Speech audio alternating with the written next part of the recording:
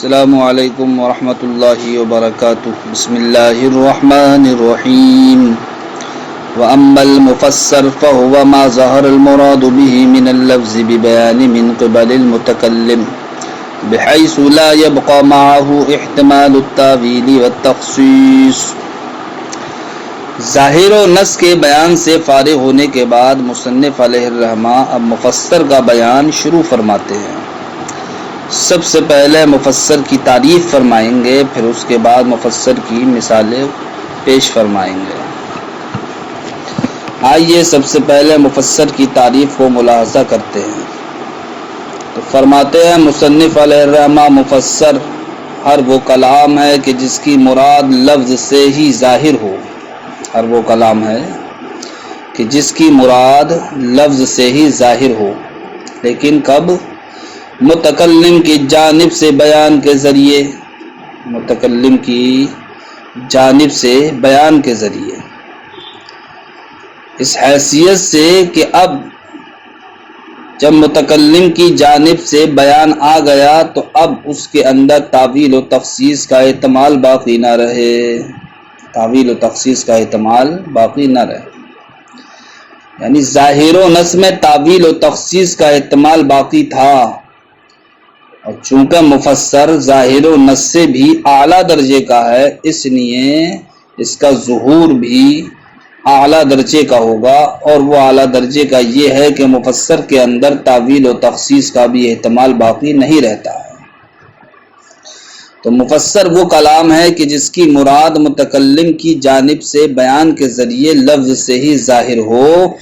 اور اس کلام کے اندر تعویل و تخصیص کا احتمال باقی نہ رہے۔ اس کلام کے اندر تعویل و تخصیص کا احتمال باقی نہ رہے۔ جیسے اللہ رب العزت کا فرمان ہے فَسَجَدَ الْمَلَائِكَةُ، کہ فرشتوں نے سجدہ کیا۔ تو اس کلام کے اندر لفظ ملائکہ جمع ہے، صیغہ جمع ہے، اس صیغہ جمع عموم پر دلالت کرتا ہے۔ تو اگرچہ ملائکہ کہنے کے بعد یہاں پر یہ لفظ ملائکہ جتنے فرشتے ہیں ان کو شامل ہے، لیکن ابھی چونکہ تخصیص کا اس میں احتمال ہے، ہو سکتا ہے کہ اکثر فرشتوں نے سجدہ کیا ہو، اکثر فرشتوں کو تعبیر کر دیا ہو جناب والا صیغہ جمع سے، اور کہا ہو فسجد الملائکۃ، فرشتوں نے سجدہ کیا۔ تو اب اسی تخصیص کے دروازے کو اللہ رب العزت نے بند فرما دیا لفظ کلہم کے ذریعے، کہ اکثر فرشتوں نے یا بعض فرشتوں نے سجدہ نہیں کیا بلکہ تمام فرشتوں نے سجدہ کیا۔ لیکن اب بھی تعویل کا احتمال یہاں باقی تھا، تعویل کا دروازہ ابھی کھلا ہوا تھا۔ چلیے یہ تو مان لیا گیا کہ تمام فرشتوں نے سجدہ کیا، ہو سکتا ہے ایک ساتھ تمام نے سجدہ نہ کیا ہو، کسی نے کسی وقت کیا ہو اور پھر کسی نے دوسرے وقت میں کیا ہو۔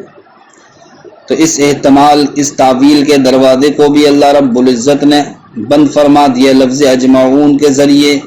کہ تمام فرشتوں نے جو سجدہ کیا وہ متفرق ہو کر کے نہیں بلکہ اکٹھا ہو کر کے ایک ساتھ تمام فرشتوں نے سجدہ کیا۔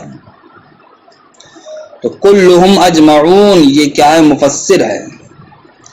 کائے کے لیے؟ فسجد الملائکۃ کے لیے، اور فسجد الملائکۃ یہ کیا ہے؟ مفسر۔ تو اب مفسر کا معنی لفظ سے ظاہر ہوا، متکلم کی جانب سے بیان کے ذریعے، وہ بیان کیا ہے؟ کلہم اجمعون ہے، اور وہ ایسا بیان ہے کہ جس نے تعویل و تخصیص کے احتمال کو ختم کر دیا، تو اب تعویل و تخصیص کا احتمال بھی یہاں باقی نہیں ہے۔ فرماتے ہیں وَأَمَّا الْمُفَسَّرُ فَهُوَ مَا ظَهَرَ الْمُرَادُ بِهِ مِنَ اللَّفْظِ بِبَيَانٍ مِنْ قِبَلِ الْمُتَكَلِّمِ۔ رہا مفسر تو ایسا کلام ہے کہ جس کی مراد لفظ سے ہی ظاہر ہو، متکلم کی جانب سے بیان کے ذریعے، بحیث اس حیثیت سے لا يبقى معه احتمال التعویل والتخصیص کے بیان کے ساتھ پھر تعویل و تخصیص کا احتمال باقی نہ رہے۔ مثالہ، مفسر کی مثال اللہ رب العزت کا فرمان ہے فسجد الملائکۃ کلہم اجمعون، فاسم الملائکۃ ظاہر فی العموم۔ تو اس آیت کریمہ میں لفظ ملائکہ یہ عموم میں کیا ظاہر ہے کیونکہ یہ صیغہ جمع ہے اور جمع عموم پر دلالت کرتا ہے۔ یہ اگرچہ تمام فرشتوں کو کیا شامل ہے یہ لفظ صیغہ جمع ہونے کی وجہ سے، لیکن ابھی اس میں تخصیص کا احتمال باقی ہے کہ تمام نے سجدہ نہ کیا ہو بلکہ اکثر فرشتوں نے سجدہ کیا ہو اور اکثر ہونے کی وجہ سے ان کو صیغہ جمع سے تعبیر کر دیا ہو۔ الا ان احتمال التخصیص، مگر یہ کہ یہاں پر تخصیص کا احتمال قائم ہے، فانسد باب التخصیص، تو تخصیص کا دروازہ بند ہو گیا اللہ رب العزت کے فرمان کلہم کے ذریعے، اس لیے کہ اب کلہم کے ذریعے سے اب یہ بات ثابت ہو گئی کہ اکثر فرشتوں نے سجدہ نہیں بلکہ تمام فرشتوں نے سجدہ کیا، لیکن تعویل کا دروازہ اب بھی کھلا ہوا ہے کہ چلیے تمام فرشتوں نے سجدہ تو کیا ہو، لیکن ایسا ہو کہ بعض نے ایک وقت میں کیا ہو، بعض نے دوسرے وقت میں کیا ہو، تو اسی تعویل کے دروازے کو بند کرنے کے لیے اللہ رب العزت نے لفظ اجمعون کو ذکر فرماتے ہیں ثم بقی احتمال التفریقات فی السجود، پھر احتمال باقی رہا جدائیگی کا سجدے میں، فانسد باب التعویل، تو تعویل کا دروازہ بند ہو گیا بقولہ اللہ رب العزت کے فرمان اجمعون کے ذریعے۔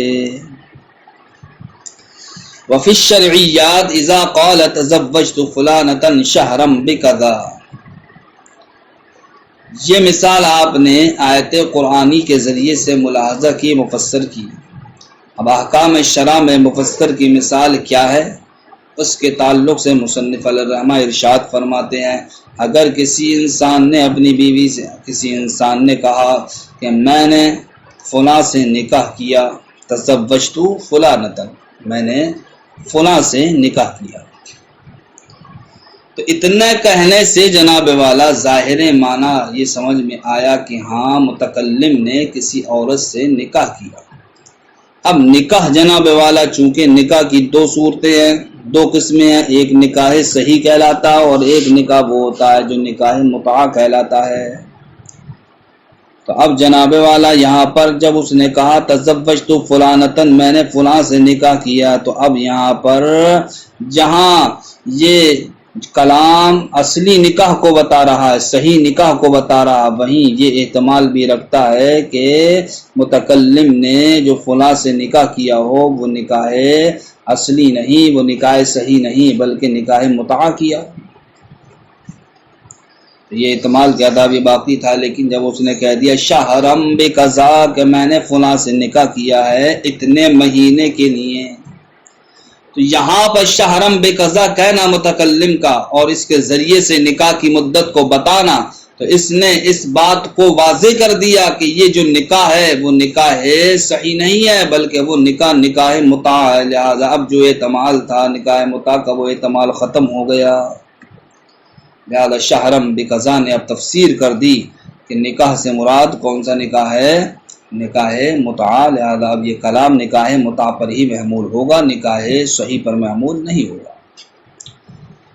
وفی الشرعیات، یہ احکام شرع میں مثال اذا قال، جب کسی انسان نے کہا تزوجت فلانۃ شہرا بکذا فقولہ تزوجت ظاہر فی النکاح، تو اس کا کہنا کہ میں نے فلاں سے نکاح کیا ہے یہ ظاہر ہے نکاح میں، اس لیے کہ سنتے ہی اس سے نکاح کا معنی پتہ چل گیا، لیکن جناب والا یہاں پر الا ان احتمال المتعۃ قائم، مگر یہ کہ نکاح متع کا احتمال کیا ہے، قائم ہے، اس لیے کہ نکاح دو طرح کا ہوتا ہے، ایک نکاح صحیح ہوتا ہے اور دوسرا نکاح متع کہلاتا ہے۔ اب کون سا نکاح کیا بھی یہ احتمال یہاں پر باقی ہے۔ فبقولہ شہرن، تو اس کے قول شہرن نے فسر المراد به، معنی مراد کی کیا کر دی، تفسیر کر دی کہ جب شہرم بقضا متکلم نے کہا تو اب یہ معنی متعین ہو گیا کہ یہاں پر نکاح سے نکاح متع مراد ہے۔ تو اب اس کلام کو تزوجت فلانۃ کو کائے پر محمول کیا جائے گا، نکاح متع پر ہی محمول کیا جائے گا، نکاح صحیح پر محمول نہیں کیا جائے گا۔ فقلنا، تو ہم کہیں گے ھذا متعۃ، یہ کیا ہے، نکاح متع ہے، ولیس بنکاح، یہ جناب والا نکاح صحیح نہیں ہے۔ ایک اور مثال پیش فرماتے ہیں، ولو قال لفلان علی الف، یا لفلان علی الف، اگر کسی انسان نے یہ اقرار کیا کہ فلاں کے مجھ پر 1000 روپے ہیں، فلاں کے مجھ پر 1000 روپے، یہاں پر یہ دکھانا چاہتے ہیں مصنف علیہ الرحمہ کہ جب نص اور مفسر کا کیا ہو جائے، تقابل ہو جائے، تب ایسی صورت میں معنی مفسر پر عمل کیا جائے گا اور نص کو کیا کر دیا جائے گا، چھوڑ دیا جائے گا۔ کیوں چھوڑ دیا جائے گا؟ اس لیے چھوڑ دیا جائے گا جس طریقے سے ما قبل میں ظاہر و نص میں اعلیٰ کون سا تھا؟ معنی نص والا معنی اعلیٰ تھا، تو اس پر اس کے اعلیٰ ہونے کی وجہ سے اگر ظاہر و نص میں ٹکراؤ ہوا تھا تو ما قبل میں نص پر عمل کیا گیا تھا، ظاہر کو چھوڑ دیا گیا تھا۔ اسی طریقے سے ظاہر و نص مفسر میں سب سے اعلیٰ کون سا معنی ہے؟ مفسر، لہذا مفسر اور ظاہر و نص کا جب تقابل ہوگا تب ایسی صورت میں جناب والا مفسر پر عمل کیا جائے گا اور ظاہر و نص والے معنی کو چھوڑ دیا جائے گا۔ اب اگر کسی نے کہا کہ فلاں کے مجھ پر 1000 روپے ہیں، تو اس کلام کو سنتے ہی جناب والا یہ پتہ چل گیا کہ قائل نے اپنے اوپر 1000 روپے کا اقرار کیا ہے، اور یہ کلام جناب والا اقرار کرنے کے لیے ہی لایا گیا ہے، یعنی اپنے اوپر 1000 روپے لازم کرنے کو بتانے کے لیے لایا گیا ہے۔ تو اب قائل کا یہ قول کہ فلاں کے مجھ پر 1000 روپے ہیں، تو یہ قول کیوں لایا گیا؟ یہ اس بات کو بتانے کے لیے لایا گیا کہ قائل نے اپنے اوپر 1000 روپے کیا کر لیے، لازم کر لیے۔ تو اب جب کہ اس لیے لایا گیا ہے کہ قائل نے اپنے اوپر 1000 روپے لازم کر لیے ہیں، تو اس تعلق سے یہ کلام کیا ہوگا؟ یہ نص ہوگا۔ نص 1000 روپے کے لازم ہونے میں کیا ہوگا؟ یہ کلام نص ہوگا۔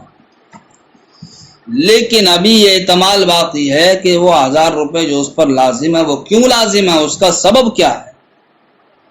اب یہ احتمال کیا تھا؟ باقی تھا۔ تو اب قائل نے خود ہی اس احتمال کو ختم کر دیا، کس قید کے ذریعے؟ من ثمن ھذا العبد کہہ کر، یا او من ثمن ھذا المتاع کہہ کر، کہ جو 1000 روپے مجھ پر لازم ہیں وہ اس غلام کی قیمت کے عوض لازم ہیں، یا جناب والا اس سامان کی قیمت کے عوض لازم ہیں۔ تو اب قائل کا یہ کہنا کہ من ثمن ھذا العبد کہ 1000 روپے جو لازم ہے وہ اس غلام کی قیمت کے عوض، یا جناب والا جو 1000 روپے لازم ہے وہ اس سامان کی قیمت کے عوض، تو یہ کلام اس بات کو بتاتا ہے کہ جو احتمال پیدا ہوا تھا کہ کیوں لازم ہے، اس کا سبب کیا ہے، تو پتہ چل گیا کہ یہاں پر جناب والا یا تو 1000 روپے لازم ہونے کا سبب غلام کی قیمت ہے، یا پھر 1000 روپے لازم ہونے کا سبب سامان کی قیمت ہے۔ تو اب یہ جناب والا کلام کیا ہو گیا؟ مفسر ہو گیا۔ کس تعلق سے؟ اس تعلق سے کہ 1000 روپے کا جو لزوم ہے وہ قیمت کے طور پر ہے، قیمت کے طور پر 1000 روپے کا لزوم قیمت کے طور پر ہے، یعنی کہ 1000 روپے جو اب قائل پر لازم ہے وہ مطلقاً لازم نہیں ہے، بلکہ اب جو 1000 روپے لازم ہے اس پر وہ قیمت کے بطور لازم ہے۔ تو قیمت کے بطور لازم ہونا یہ اس کلام کا معنی مفسر ہو گیا، اور مطلقاً 1000 روپے کا لازم ہونا یہ اس کلام کا معنی نص ہو گیا۔ اور جب نص اور مفسر دونوں ٹکرائیں تو ایسی صورت میں عمل معنی نص پر کیا جاتا ہے، تو اب معنی وہ ایسی صورت میں معنی مفسر پر عمل کیا جاتا ہے۔ تو اب معنی مفسر پر عمل کرنے کا مطلب یہ ہوگا کہ جو انسان نے اپنے اوپر 1000 روپے